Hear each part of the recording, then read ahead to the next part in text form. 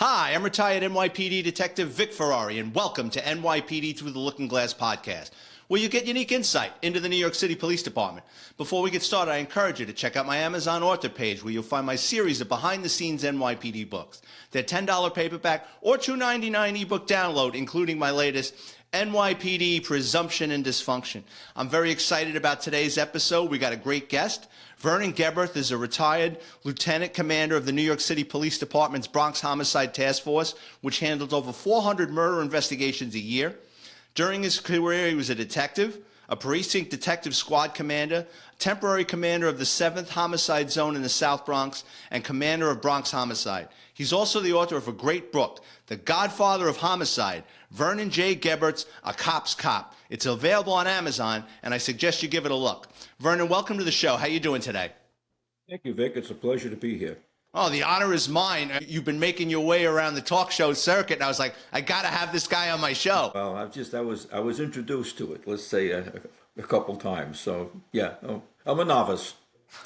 Vernon, you've had an amazing career. Please tell our listeners, introduce yourself. Tell us a little bit about yourself. Well, I came into the NYPD with a desire to be an NYPD cop. It started at an early age. I went to Catholic schools, Catholic grammar school, Catholic high school. In Mount St. Michael, I made up my mind I wanted to go into the NYPD. Of course, I was too young. And then I had my working my way towards college at that point. I met my future wife on the beach. I was a lifeguard, and oh, that was a great job, a lifeguard. Oh my goodness, I said, do I really get paid for this? Anyway, she's my gal. We've been married 60 years, so she's had my six the whole time. She got me through this, but during my career as a youth, right, I was a newspaper boy. I was loading trucks, supermarket, you name it, volunteer fireman, and yeah, just anything. I was always in an occupation where there was a uniform involved, so I must have been destined to wear a uniform. Before I got into the NYPD, I'm a junior year in college, and they didn't have criminal justice in those days. I took business with a marketing major. It was my junior year, and I had to report to the counselor, who was a brother, and he wanted, Mr. Geberth, you haven't picked your company for the practicum. You know, you go to a company and you learn how to be a business person. I said, I already picked it, brother. He said, what company? I said, NYPD. What? You're going to become a what?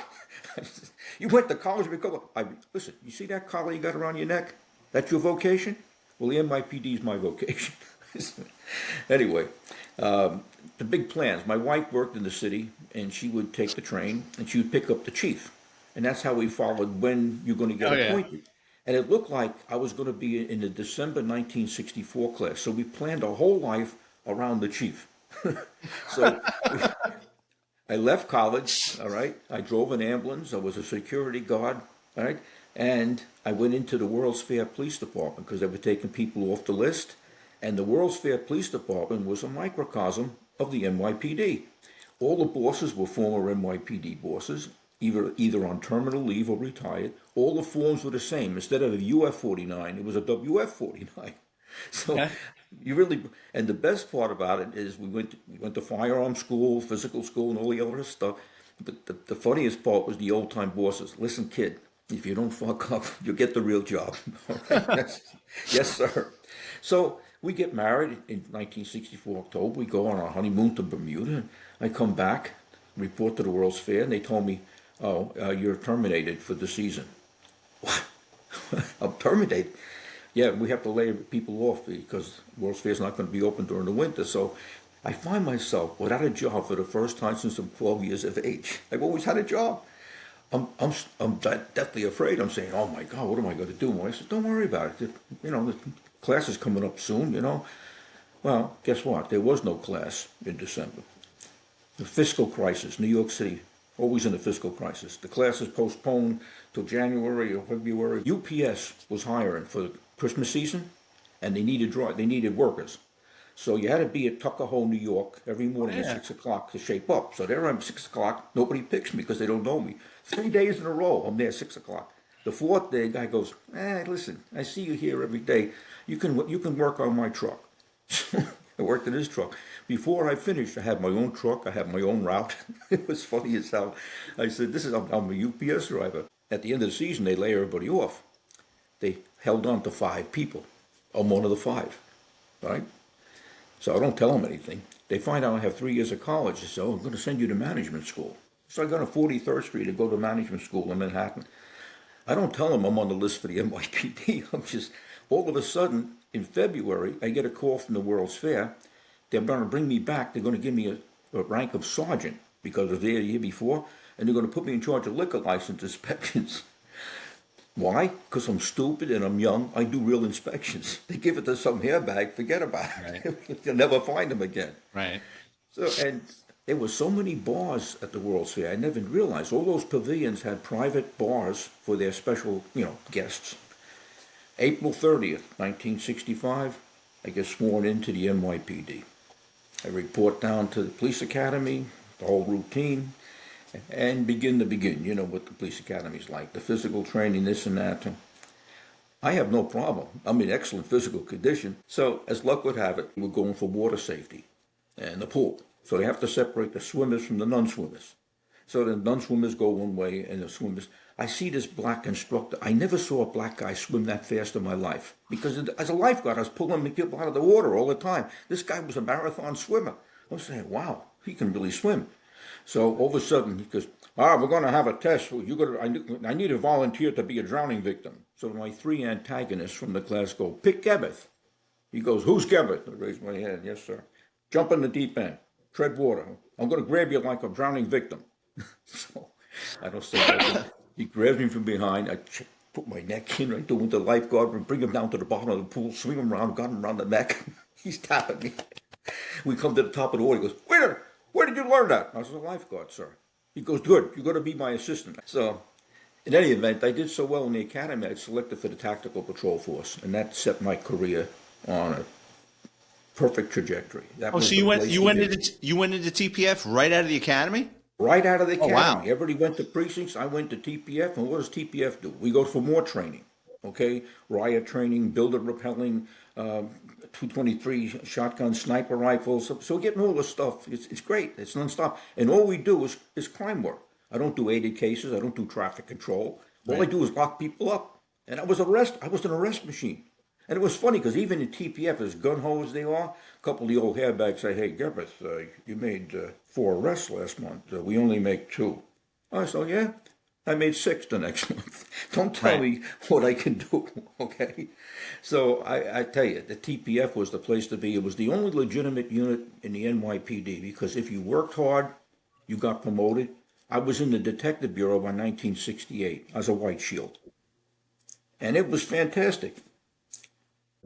And then I got promoted to Detective Bureau. And my first assignment in the Detective Bureau was a real shitty detail. It was guarding the Cuban ambassador on York Avenue, 63rd Street. Why? Because we're new and they needed bodies. I couldn't wait for the next group to come in, and then I went to Bronx Narcotics. And Bronx Narcotics had a very good run in Bronx Narcotics. Made over 150 felony arrests, and a couple shootings, a couple gun collars, a couple commendations, and then one day a CCRB complaint.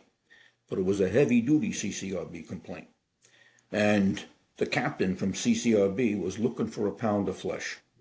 And we got GO-15. We went down. We didn't do anything wrong. There was a road rage thing where we blew the horn at this guy who was stopped at a light. We'd been up for 26 hours in a shooting the night before with a shotgun, all right? So we were like all discombobulated. He jumps out of the car with a knife. My partner, we look at each other. We pull guns, right? He runs away. I said, fuck, I'm too tired to chase him. We go back. I'm telling the captain about what happened when all of a sudden we get a call from the 48th precinct. This guy is in there with a witness. He's making a complaint. I just hold him. He's under arrest. So I went back. We locked him up, and then the fun began. The captain of CCRB, as far as he was concerned, we were bad guys. He was a good guy. The witness is a Black Panther's wife or girlfriend, whatever the hell. We go down to GO-15, and during the inquiry, this captain says to me, listen, kid, you can do yourself a favor. Tell me the truth. I said, what are you kidding me, Captain? Yeah. That's what I do to criminals, you silly bastard. He went nuts. We walked out. Go back to Bronx Narcotics. My captain says, do not submit to any more interviews. This guy is out to get you. Well, I didn't realize how serious it was until I'm in the Bronx court one day, and one of the district attorneys says to me, hey, Vernon, there's a heavy complaint on you from downtown. I'm going to be doing the investigation. Are you willing to talk to me without a lawyer? I says, absolutely. I didn't do anything wrong. So I sit down and I tell him what happened. He goes, well, that's not what they're presenting. Well, ironically, that year, I got 3 letters of commendation from the Bronx grand jury, all right, for outstanding police work. We had to testify before the grand jury. I had to waive my rights, and that's scary because guess what? That could have been an indictment. Oh, yeah. Oh, say it comes back on no true bill, but we're not finished. By the time I get back to Bronx Narcotics, I have a telephone transfer from that captain to Harlem Precinct, all right? I'm being punished with an out-of-borough transfer. Well, okay. I can detect any place I go. I don't care if I'm Harlem, South Bronx. I end up in the taxi truck surveillance unit. What a great unit. That was the forerunner of anti-crime. Citywide, plain clothes, unmarked cars, and we're doing fantastic. Some more big arrests, another couple of commendations, another shooting. It's December. The chief comes out, the newspaper. According to the chief, I'm going to get promoted. I'm number 69 on the sergeant's list. The teletype comes up. Everybody's patting me on the back. Congratulations, Vernon. I'm not there. That captain held me up. CCRB complaint, he can't get promoted. I was sick to my stomach. We just had our 3rd child. I could use the extra money, all right? Oh, yeah. But more importantly, here I was out there putting myself in harm's way for the NYPD, for the citizens of New York, and now I'm getting screwed. And then, not only do I get thrown back into the precinct, but they have a police strike. January 15th, 1971, all the cops go on strike. Now I'm in a radio car in a precinct answering jobs because the detectives didn't go on strike. Anyway. Let me ask you, where did back then, where did Bronx Narcotics turn out of back then? 4-5, the 45th precinct. Really? Oh, my old neighborhood. That's where I grew up. Okay, so you would have been one of the guys. You would around that time when I was a little boy, when my mother used to walk me up to the Interborough movie theater. I used to run up to the 4-5 precinct and look in all the police cars and want to get into the station house. And my mother's like, "What are you, crazy?" So you probably saw me milling around out there as a little boy. Well, if it was a seedy-looking guy with long hair and a mustache, it was me. I had no idea Bronx Narcotics turned out of the 4-5. That's interesting.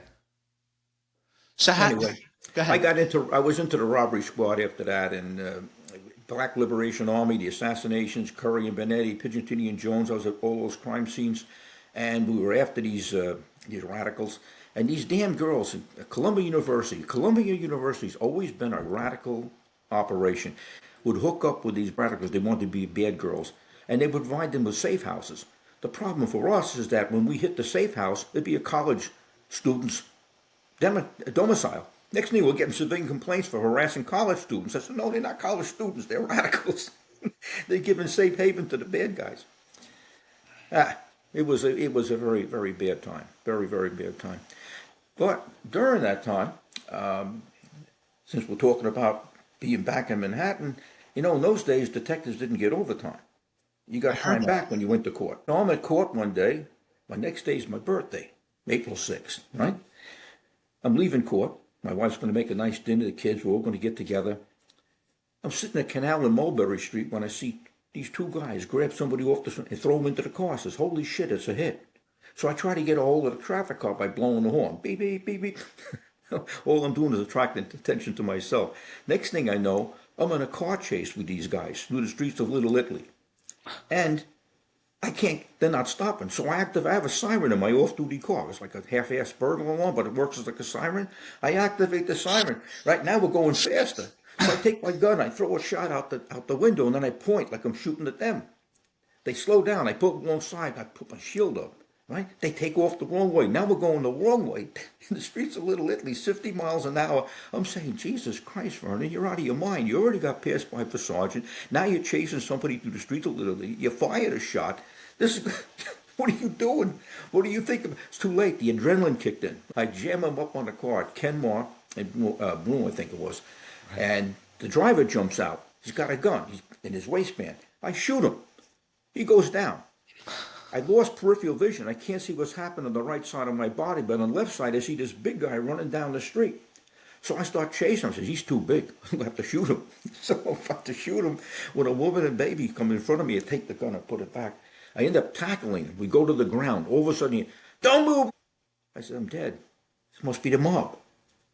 There's cops. I'm behind police headquarters. I forgot where I was. That's how crazy it was. Off-duty cops. I said, hold him. He's under arrest. I go back to my car. Other cars up on the street. I see this guy brushing himself off. I says, what happened? He says, my diamonds. Did you get my diamonds? He was a diamond merchant. $100,000 worth of diamonds. This was a mafia sanctioned heist that was going down. I interrupted it.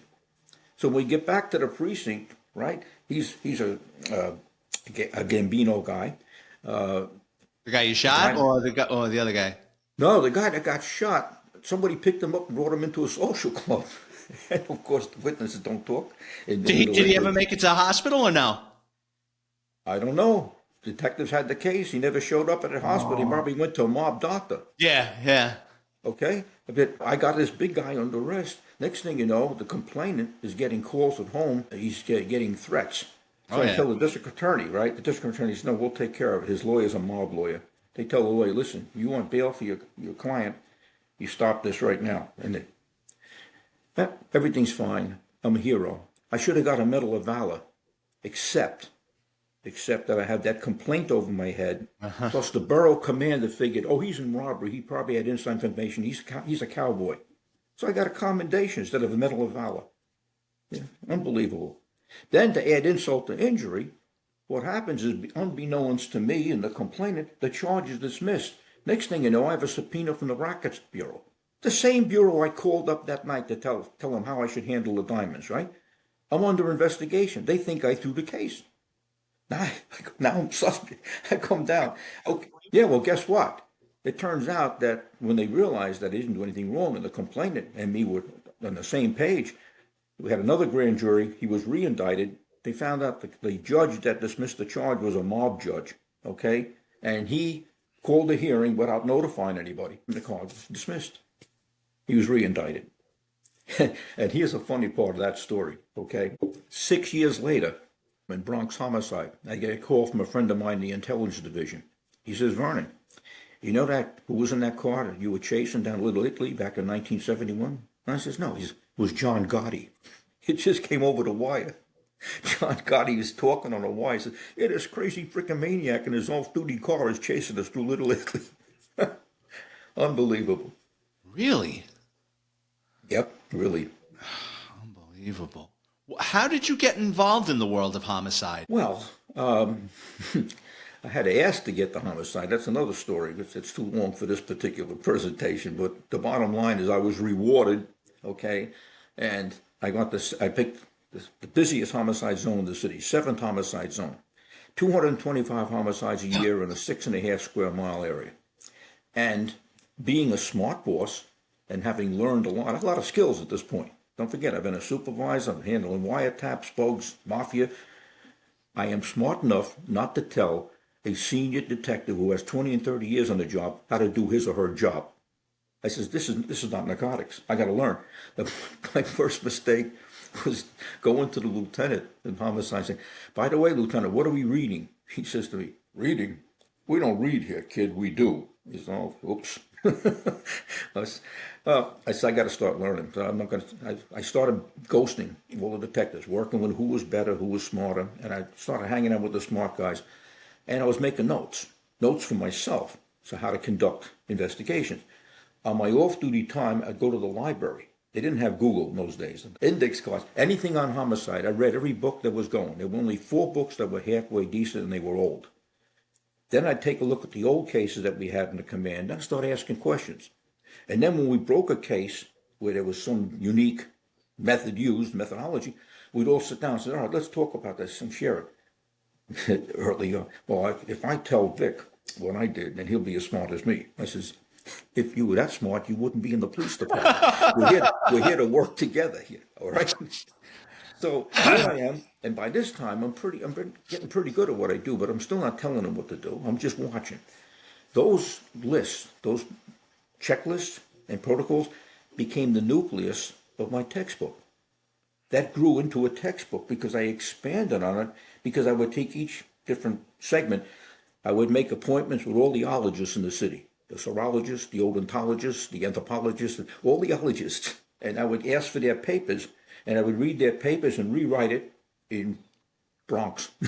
And then bring it back and show them. They go, yeah, you made it sound easy. I said, well, I'm not trying to do what you do. I just want to understand how it works so we can apply it, right? Made a lot of friends. Then, when we had autopsies, I would bring pictures down with me and watch the autopsy, and they were thrilled. They never saw pictures of the autopsy. I'll take my own pictures, right? Because I'm learning, and I'm taking things home. I'm telling you, I thought I could actually be the ultimate homicide detective. I could learn everything. But then, the more I learned, the more I realized it's not individual, it's a team. It's a team effort. Everybody plays a different part in the team for the successful conclusion. Now, later on, when I write the textbook, I went down to the FBI Academy, and I found out they know a lot about a lot of things, but they don't know anything about homicide. Every case they had was somebody else's cases that they put themselves into. But forensically, they were doing good. So I come back, and got an offer from Charles C. Thomas and Company, the publishing house. They asked me if I would be available to upgrade their books, because all during that time when I first came into Homicide from Narcotics, I had my first master's degree. I was writing articles for Law and Order magazine, and my articles were being published, and they were asking for more. So I said, yeah, I can do that. How much? Oh, no, we're not going to pay you. You should be thrilled just to be part of the Thomas Publishing Company. I said, you kidding me? And I got involved with something called the Elsevier Science Publishing Company that were going into forensics. And from that point on, I had a vehicle, all right, where I could publish. And just like everything else in the publishing world, there's the characters, okay? This one guy that was in this publishing company, he was a lab rat. And he had a contract with the company to redo this book that was a chestnut of a investigative book from Swenson and Wendell, two Swedes. Well, he got a contract that if on the fifth edition, he would replace the authors with his name.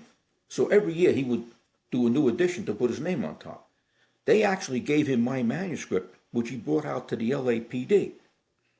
And they tried to poo-poo it. Well, they really wanted to write it. I rose, holy hell. What are you kidding? You gave this manuscript to this lab rat son of a bitch. I gave you the names of all people who could review this book, blah, blah, blah. They made me a series editor. All right. We'd like to be a series editor, bring other books. I said, yeah, I'll bring practitioners in. Fast forward, today, I'm the series editor of 65 titles in forensics in my series. The practical aspects of criminal and forensic investigations. The lab rat who tried to steal my book, he has 5. So, who won? The New Yorker, 65-5. Yeah, so the book comes out. I'm proud as hell. I wrote a book, right? The police commissioner has a copy of the book, and the FBI is thrilled because they're in the book. And next thing I know, the Daily News, they put an article, the cop who wrote the book on murder. Wow, that's pretty catchy, you know? Get a phone call. Captain, Internal Affairs. Sergeant, congratulations. I see you wrote a book. By the way, you're under investigation for writing the book. My stomach fell. I'm under investigation. Said, by whose authority did you write that book? I says, how about the First Amendment, Captain? He didn't like that answer. He was trying to get me on some. I had put a request in to use department photographs because everybody else was giving me photographs. The FBI, different agencies, right? They all wanted to be part of this book. I thought the police department would be happy to be part of it. But when I made the request, I was very careful. I asked for official police department pictures. So the ruling came down, no one should benefit from department materials in a private enterprise. Okay, you don't give me pictures, I got my own. So now, this captain is trying to get me. I later found out that this silly son of a bitch ordered crime scene pictures from every murder that I went to. There was 600 murders I went to. Trying to find out if you put one of them in there. Trying to match the pictures to the book. And I'm saying, it's never going to happen. In the meantime, the police commissioner gave me his blessing, okay, and everybody else. He calls me up so frustrated one day. He says, Sergeant, what's the difference between official and unofficial? I said, read chapter 6, you frickin' moron. It's a chapter on photographs. When people ask me what the best unit in the NYPD was during my time, I always say it was the homicide units because unlike a car case or a robbery case, you don't want to screw up a homicide case because heads are going to roll and you don't want a killer to walk. It's the ultimate game, I think, guys in homicide. It's the most pressure. And like you said, it's a team. Yeah, there's some guys sharper than others, but ultimately it's a team. One guy's doing canvassing, another guy's going down to the morgue. There's a lot of moving parts in a homicide investigation. Absolutely. In fact, when I was in homicide, I had this one detective. He was fantastic in the street. He was completely illiterate. I don't know how he got on the police department. However he got on, he made detective. He was worth his weight in gold, but couldn't write a frickin' report. So I hooked him up with a writer. Now he has a writer to write the reports. Because everybody has a something strong, something weak. You try to combine them. And plus I came out with this, the expression, remember, we work for God. I distributed 90,000 of these things across the world. They're all over the place. Friendly little reminder. And the caveat, do it right the first time. You only get one chance. That was the caveat. Could you expand on that quote? Could you expand on that quote, we work for God? Because I saw you say that in another interview, and I thought that was really catchy. Well, it was, don't forget, I'm a product of Catholic school, altar boy, the whole routine. I'm the good guy, right? During the riots and during the times things were really out of control, and the things you see, people don't get to see. As a cop, you get to see the worst of the worst and say, what does it all mean? I said, basically, listen, we're the good guys. We're working for God. The bad guys are doing this. And then there's a chapter in the Bible, Romans 13, about how we are the centurions, how we're working for God. So I put together this oath, but I had these little plaques made up, placards. And I would give them out in the homicide school that I taught for 29 years and also across the country. But it's just a gentle reminder because we have a very profound responsibility. We have to try to bring justice to the surviving family because they're never going to be the same. Right. We meet people under the worst conditions. We're there to make the announcement of homicide. But we're wearing two hats.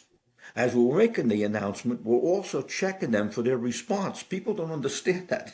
You can feel like schizophrenic, okay?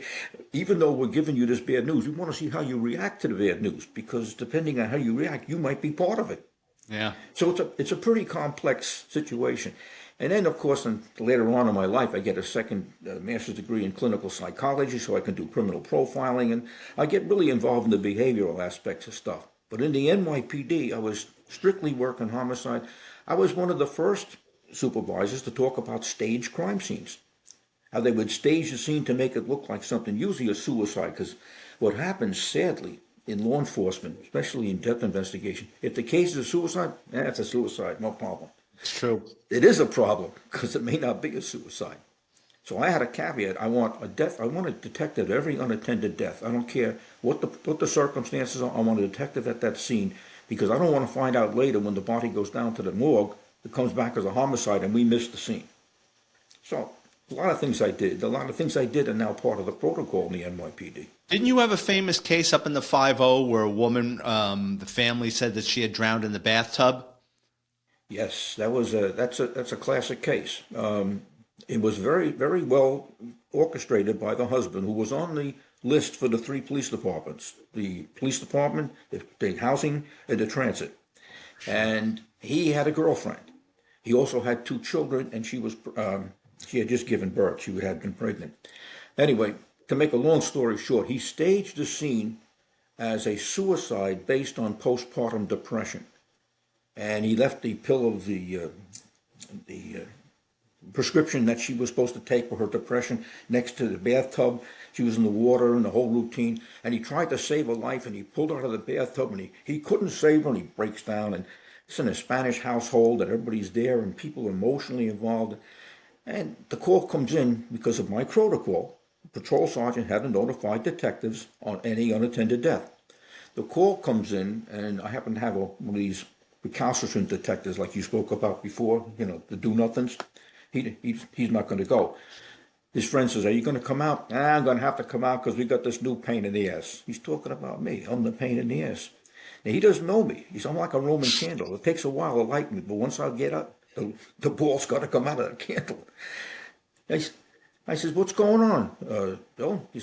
Some Ford drowned herself in a tub. I said, what? A woman drowned herself in a tub? I says, that doesn't sound right. I better go with you. No, it's all bullshit, boss. I said, yeah, well, we're going to go. Get to the scene. There ain't no scene. People are screaming, yelling, carrying on. The ambulance, can we take the body? Can we take the body? The sergeant standing with his thumb up his ass. Nobody's doing anything.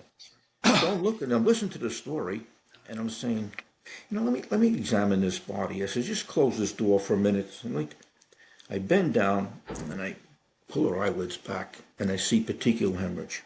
Now, petechial hemorrhage is presumptive evidence of a throttling or strangulation. I say to the sergeant, Sergeant, we have a homicide. He goes, who the fuck are you, Quincy? I says, no, I'm not Quincy.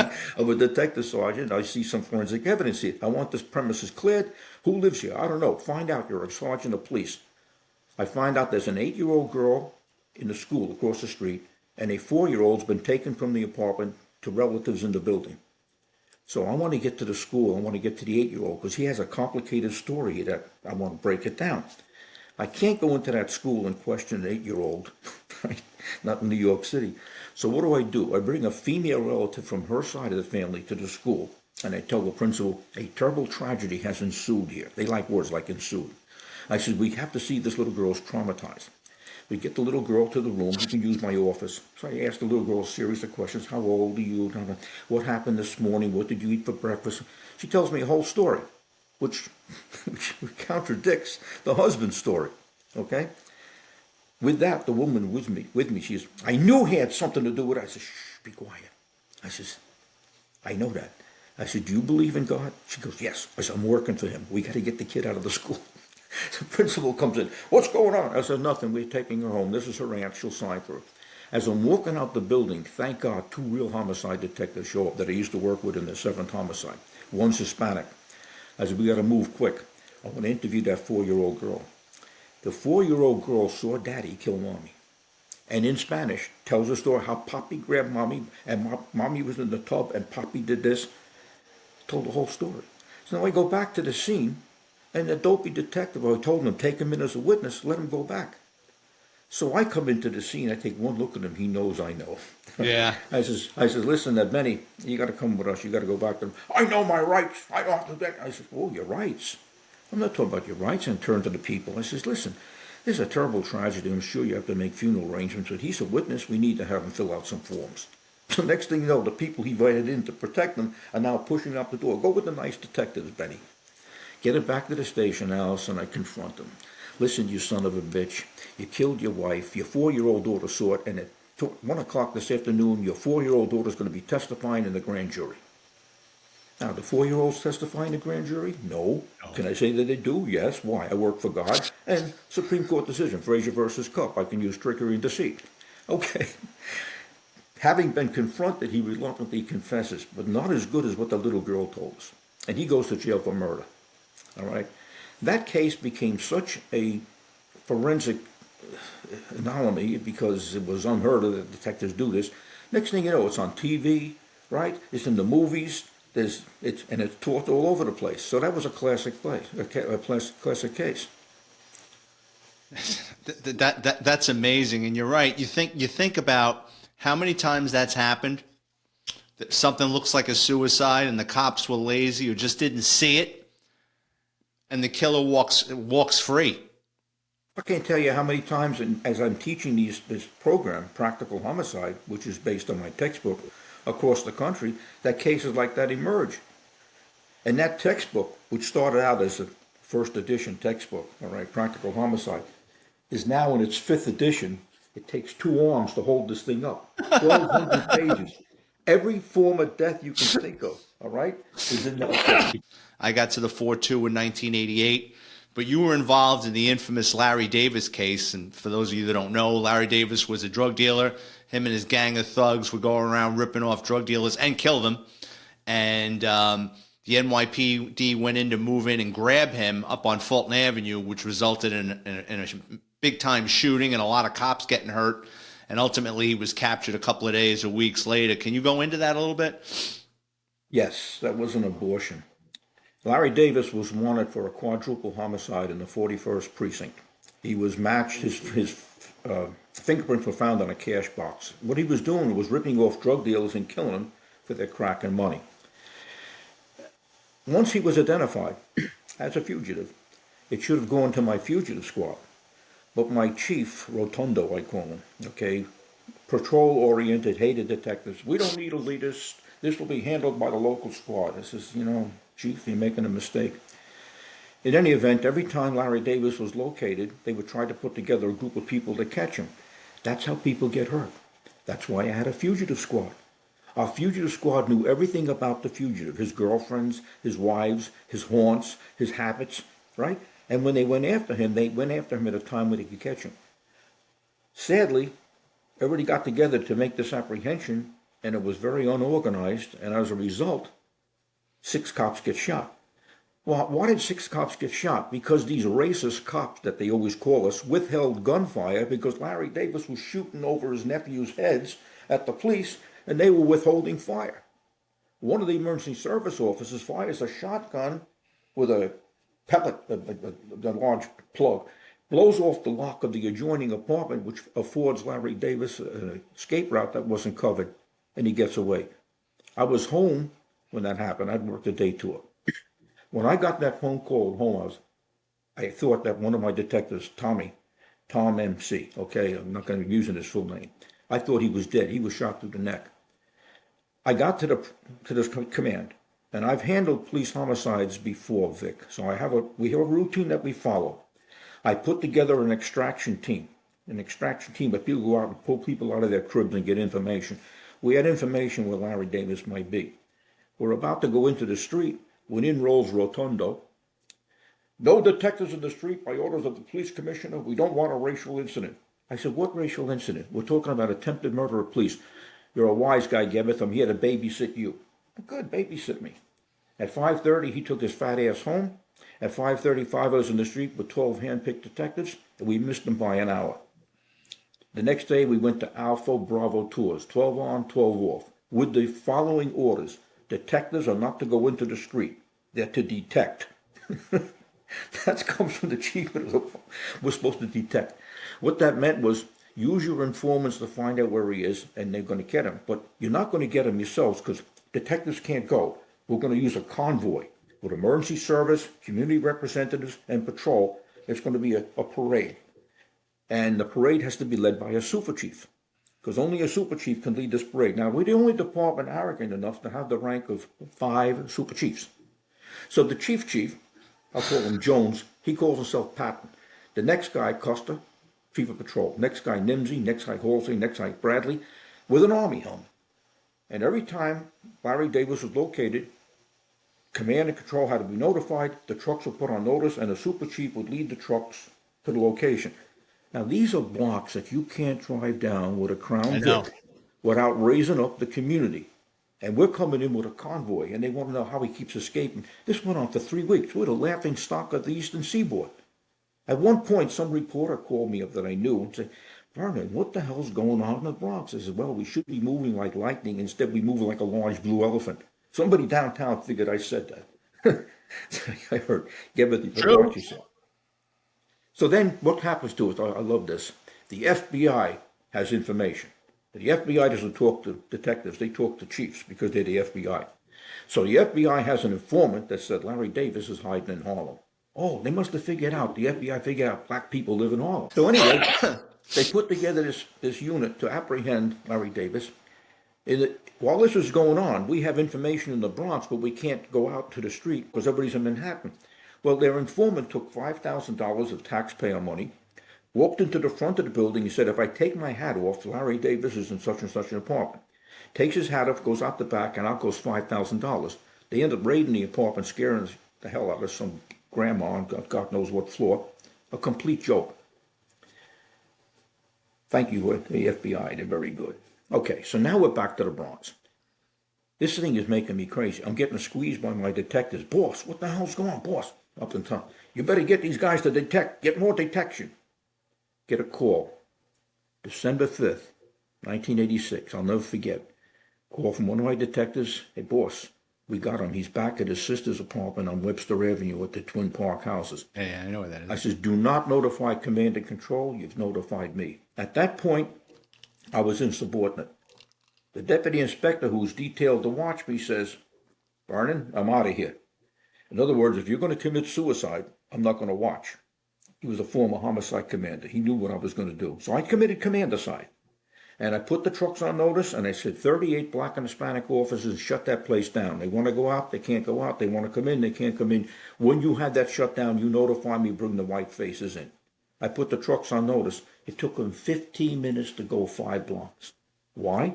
Because the chief of patrol, Costa, all right, it was his turn to lead the parade. He was stuck in traffic in Manhattan. The trucks could not move unless a super chief was in front. Well, when they pull up in front of the building with the air brakes, everybody looks out the window, including Larry Davis. They know something's going down. Larry Davis can't get out. The only way for him to go is up. During the heat of battle, the chief of patrol is screaming at me, by whose authority have you done this? I said, by the authority vested in common sense. By the way, chief, you know with that Beetle Bailey helmet on, you really look like an asshole. It came out so quick, I couldn't stop it. He looks to see if anybody heard me say it. I run into the building. Well, I don't last too long. They bring me down to the basement where there's the command setup. And there's a housing lieutenant who's watching this, and he's watching this whole thing, and he says to me, Vernon, it was the funniest thing I ever saw. All the chiefs are yelling at you, and you're smiling and going, are you finished? Are you finished? Right? And the chief, we call him Jones, his name is not Jones. He was a very sardonic personality. He would call his inspectors and chiefs by their rank of captain when he wanted to terrorize them. So he says to me, Vernon, are you a lieutenant commander or a lieutenant? A lieutenant commander would know how to follow orders. I says, Chief, I'm whatever the hell you want me to be. My men have them trapped in the building. They're not your men, Vernon. They're my men. Okay, then your men have them trapped in the building. Right? Then the next guy piles on. Why what? Why'd you do this? I says, because I want to catch him caught. I want to get him caught this time. I'm sick of watching him get away. Then the last guy says, you're going to pay for this, Geberth. You were insubordinate. I says, whatever you say. I improvised and adapted, and we overcame. We got him. The flogging stopped when he's on the wire again. He's upstairs in one of the apartments telling his family, tell the cops that I got away. Finally, we know where he is. The hostage negotiators come in, 7 o'clock that morning. He surrenders, right? He wants to talk to the news media, the FBI. He wants to talk to everybody. Okay, all right. Leading him out of the building, my former first grade detective, Andy Lugo, one of the best detectives I've ever had. God rest his soul. He's dead. Andy Lugo was marching him out with the police commissioner and the chief of the department, who were phalanx of police officers with people in the building yelling, Larry, Larry. He's the hero. I said, this guy is a thug, committing crimes in his community, killing his people. He's a thug. Next thing, this female reporter runs up to me. She goes, Vernon, didn't you call this raid? Because everybody knew I did. I said, no. Off the chart, yeah, but no, the chiefs, look, the generals caught him. See the generals? They're having a press conference. And the press conference is, we have apprehended Larry Davis. There's no community unrest. Everybody's safe. Larry's safe. Meanwhile, he still got cops in the hospital. I was disgusted.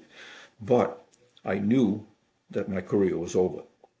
You do not do something like that and get away with it. No. You don't poke the beast in the eye. You don't independently take action. But I will get out. I'll save my lieutenant commander's rank. I will save my command.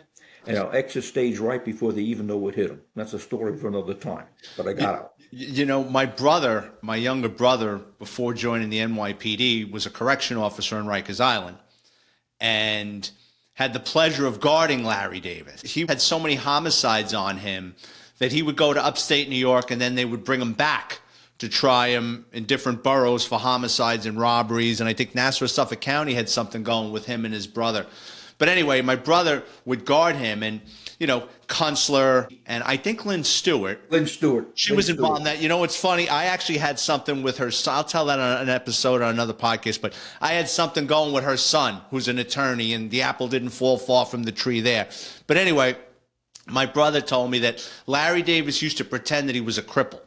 So he would get special privileges. My brother said he was the most manipulative inmate of anyone he's ever had in his life. And he said he would roll around in a wheelchair in his room, and they had a camera in the room because this is how much of a pain in the ass, he said. And he goes, to protect the officers, not to protect him.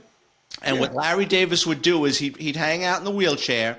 Then he would get out of the wheelchair and throw a blanket over the camera, and my brother go work out for hours.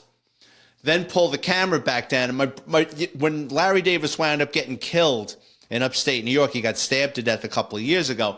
My brother told me, he goes, anybody that watched that guy knew that was going to happen to him. He goes, even the other inmates hated him. He was just that much of a pain in the ass. But let me tell you what happened. When he got killed, I got a call from newspapers because people knew that I had that case. And I turned around and said, well, you know something, I'm going to tell you something. I said, the prison system did what the criminal justice system couldn't do. Justice has prevailed. I said, live by the sword, die by the shank. Man, did I cause a shitstorm, right, with people. I said, I don't care. The guy was no good. And, it's a shame that what he got away with. 6 homicides that we know about. 2 in Manhattan, 4 in the Bronx, okay? And a number of other cases. There's no loss there. No, and you had those attorneys that kind of jumped on that case, I'm guessing pro bono, and kept that thing going for years. Had he had just, a regular Bronx public defender, which is usually the case, is what happens for most guys. Well, you tell a lie long enough, it becomes the truth. Okay? That's true. He told a lie. He's that the cops are drug dealers and he's working with the cops, and that's what they put out, and the newspapers were happy to report that. He was acquitted of every homicide in the Bronx by the Bronx jurors. The only thing he was found guilty of was possession of a gun. Okay. At one point in your career, you were involved when a contract hit on an NYPD cop. Could you go into that a little bit? Yeah, I was in the 7th homicide one night. It was a Sunday night, and ironically, it was quiet for the Bronx. A Sunday night. It was about 10:30 p.m., and an informant came in to talk to one of my detectives, Richie Rivera. He was a good detective. He had some great contacts, and he thought the person was there to talk about open homicides.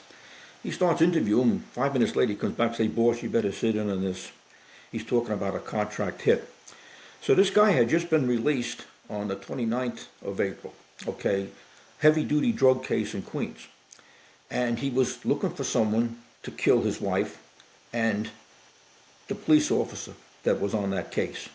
Contract on a police officer. Holy shit, this is heavy, all right? So I sat in with the interview and I listened to him and I said, oh, listen, all right, so what else? He said, well, he wants this cop killed and he wants his wife killed as well because she's going to testify against him. I said, all right, let me check it. So I had been in OCB for 5 years. I know about most of the major cases. I called downtown, and sure enough, I come up with the cases, Queens County cases, with a joint federal-state major drug case involving a Colombian drug lord. And ironically, the cop that he's talking about getting killed is a friend of mine, George. So I go, oh my God, this is serious. So I said, George, this is Vernon. I said, let me tell you something. I says, I just got information from a street guy. They want to put a hit on you. You and your family get out of town tonight. It's not going to happen tonight, but there may be another contract. I don't know about it, but you trust me, George. He says, yes, I do. Don't tell anybody. Don't tell LCCB. Don't tell anybody. Just take your wife and family and just not be home. I go back to continue the interview. Okay. Now I'm sure this is the cop he wants to get killed. Then, just for shits and giggles, he throws in something else. Oh yeah, and I want to report corruption on this police officer assigned to City Hall. Now you and I both know as soon as you mention corruption, everything else goes out the window. So I'm going, okay, all right, let's get the information. We tape him. After the interview, I call Internal Affairs, I make a report, and I get a log number. Well, we're going to talk about it. I said, you'll talk tomorrow. I want my log number, that's it. Thank God the duty captain that was working that night was John Planska. Sharp, detective-oriented boss. I tell him what we got going. He said, all right, listen, you know what's going to happen, because the chief is very IAD-oriented. We're going to have to go along with this. I says, no problem. I said, but this is of imminent importance. Plus, I know this cop. He said, I hear you. Next day, brought to the chief's office. And the chief was a great chief to work for, but he's IAD. And his deputy inspector is even worse. He came from IAD. And they're beating up the captain. And who's there in the office but the IAD captain and a sergeant? I want to speak to your informant, Sergeant. I said, that ain't going to happen. The inspector goes, do you know who you're talking to? I said, I don't give a shit. I said, I haven't completed my criminal investigation. And Captain, you can wait for this corruption, all right? Now there's a big thing back and forth. So they're all yelling, everybody yelling. So I yelled louder than everybody else. Okay, if anything happens to this cop, I'll be the first guy to blow the whistle. Calm down, calm down. We had it set up that the informant was going to meet with the guy who wants to hit that afternoon. I called TARU, Technical Resources Unit, Sergeant Larry Mullins. We get a car wired up with an Niagara. All right. The captain from IAD and said, we're going to participate in the surveillance. I take one look at the Crown Vic that they got. We got nondescript cars. I said, okay, Captain, here's your radio. As we're going over the Throgs Neck Bridge, I notify people on a separate channel, change your frequency. We changed our frequency, and we cut the fucker out. So now we're covered. This thing, the meet didn't take place until 4:30 in the afternoon. When we get the tape, we nearly had a heart attack. He doesn't only want to kill the narcotics cop. He wants to torture him first to find out the name of the undercover and kill him too. Now we have two cops that are going to be killed. We come back, get back to the Bronx. The IAD captain is up like he's like, "What's carrying on?" I say, hey, "Shut up. Listen to the tape." I said, "Why'd you cut him?" So my inspector, "Why did you cut the captain out of the surveillance?" I said, "Because he looked like a fire truck. That's why. This guy's a major drug dealer. You can't swallow him with a Crown Vic." No. Anyway, when the tape comes back, changes everything real quick. Next thing you know, the whole case is taken from the Bronx to the Queens detective area, because that's what's going to happen, right? The IAD is cut out. The chief of the detectives notified internal as you stand down, all right? This is serious.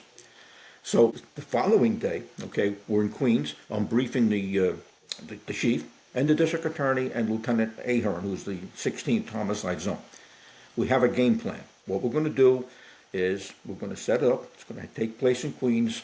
Our informant and the bad guy are going to come out there to do the hit. That night, I think everything's under control. All of a sudden, my informant calls me. He wants to do the hit tomorrow morning. I said, can't do it tomorrow. He wants it. He wants to spend the night with him. I says, listen, you're supposed to be the hitman. Be a badass. Tell him the cops aren't available until the following afternoon. You have inside information.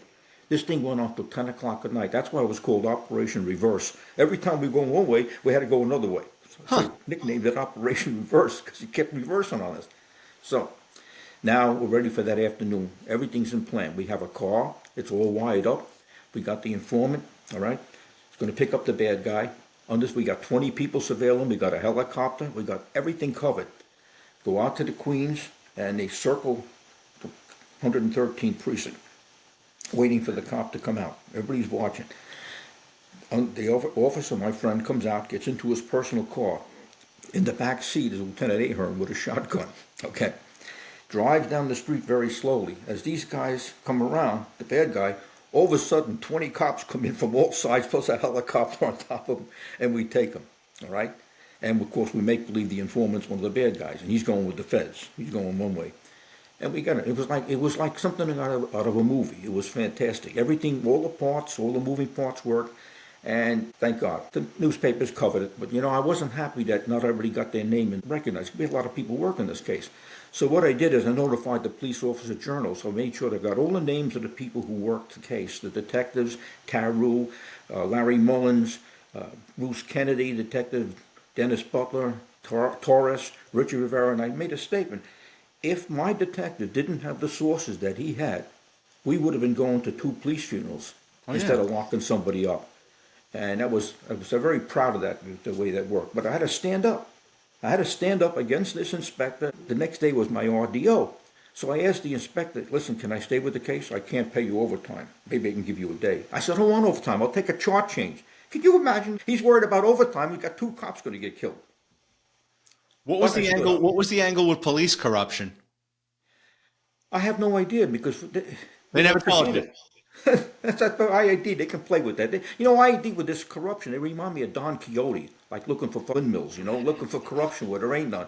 And they have everything gummed up with this bullshit. Everybody panics when you got a IAD. I've been working this job for my whole life. I never had to worry about doing anything wrong. But as soon as you mentioned corruption, I know. Stopped. Everything stopped and went in the wrong direction. I worked on a couple of cases with wiretaps and cops' names were mentioned directly or indirectly. And, you're sitting there and it's like, okay, we got to call IEB, and then it just clogs everything up because it takes a life of its own, and they're calling the shots with a lot of things. And like you just said, they're not surveillance savvy. I never came across many, well, the detectives at least, I never thought was sharp, but in your time, it was all volunteers that went to IEB, and they weren't good. Yeah, no, and it's just, here's a guy that was under surveillance by the Queens Narcotics and the DEA. He is well aware of tails. He's tail conscious. He knows them. And this, what's the problem with a Crown Vic? This is ridiculous. But hey, listen, I got him, But the things I did, all right, you talk about thinking outside the box. You just changed the word radio frequency. Now you've lost. Goodbye. So you and I both worked in the 50th precinct, and I was looking up a lot of your cases, and I was fascinated by them because you retired the year I was hired, and a couple of years later, I wind up in the 5-0. So was my son, 1987. Oh, that's right. Your son got hired in January. Yeah, your kid's got 6 months on me. So the case I wanted to ask you about was, do you remember the 1986 homicide of a woman by the name of Edna Fumasali on Greystone Avenue? Absolutely. That case turned out to be a serial murder case.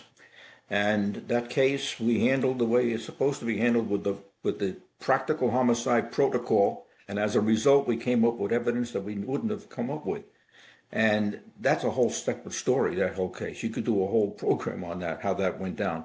But the bottom line is the people responsible for her death had also done a homicide in the 5-2. We picked up on that immediately based on what our investigation disclosed. I brought in the 5-2, and next thing we had it was a serial murder case. And it was very complicated.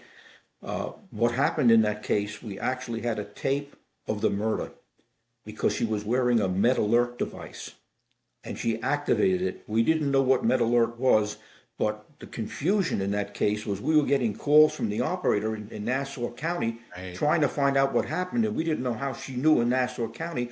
And her friend in Far Rockaway, who had been informed by the Med-Alert people, she wanted to know about it. So we're at the homicide scene in the Bronx, and we don't know why people in Nassau and Rockaway, Precinct Point, know about this homicide. It's a very long, involved case. Yeah, I know. It's a separate chapter in my book, my Godfather book, because it's really. What I was able to pull up on, because Greystone Avenue is a quiet street, and I just looking up, she was 68 years old. She was wheelchair bound and stabbed to death 68 times. I think that the male offender got into it sexually because most of the stab wounds were directed to the breast. It was multiple perps or overkill. Well, the male perp was never identified because the female took the fall, and the male. It's a very complicated case, Vic. It turns out that the female, who was a crackhead, was married to this guy, another guy, and the guy that. The other couple, all right? They had a crackhead, she was a crackhead. When the two working people went to work, as legitimate working people do, the two crackheads were to get together. And they were doing these push and robbery because she was a healthcare aide and he was directing her. That's why I said it's a complicated case. All right. And so what happened was when we made the arrest of the female and we wanted to go after the male, the water was already poisoned. It was a racial situation, okay? And Mario Marolo, who was a useless DA, wouldn't pursue it, wouldn't open up a grand jury, okay, on the male, because it would have affected his prosecution of the female. So it's a very frustrating case, but we got her. We got her. Yeah. You know what? The next time I have you on, we can dive into that more. Vernon, I want to thank you so much for being a guest on the show. Could you please hold up a copy of your book? Tell us the name again, and please tell us where we can find it. Okay, The Godfather of Homicide by Vince Cardillo on Amazon.com. And Vernon, you also have a series of books. So what I encourage my listeners is go to Amazon, type in Vernon's name, Vernon, Geberth. Go to his Amazon author page. He's the Godfather of Homicide. He's got a bunch of great books. Check out his Amazon author page. Vernon, again, I want to thank you for being a guest on the show. Well, thank you very much for the time. I appreciate it.